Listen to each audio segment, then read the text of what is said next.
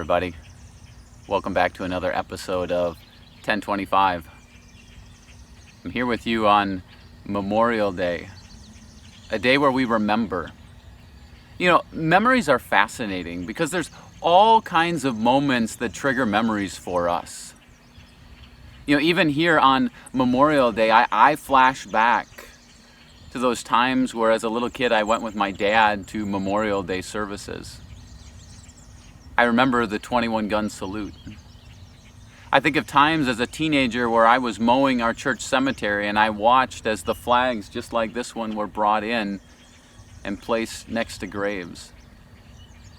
I remember reading the little plaques and seeing soldiers who had served our country, even some who had sacrificed their lives for us.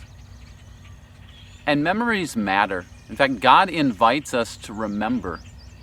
There are a number of instances throughout the Bible where people are erecting monuments. Like the one that I think of is in 1 Samuel chapter 7, where the prophet Samuel, after an intense battle between the Israelites and the Philistines, he drags this big rock out onto the middle of the battlefield and he sets it up.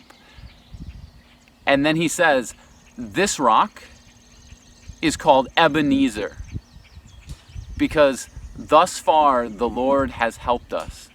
And so from that time forward, as people would walk past that battlefield, they would see that rock and they would remember God's faithfulness to them. Today we gather at cemeteries. We look at some of the graves. We see the flags, and we remember. Speaking of graves, I'm here graveside at one of our members who had faithfully served our country in World War II, Clarence Feltman. This last Friday, I received word that Clarence had passed away.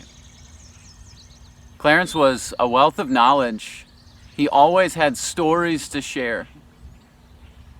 But Clarence was a soldier of Jesus Christ.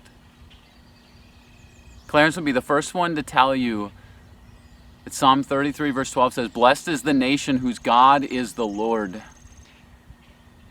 I think of that image of a soldier kneeling before a cross, praying as he goes into battle, knowing that it's the cross of Jesus that goes on before us.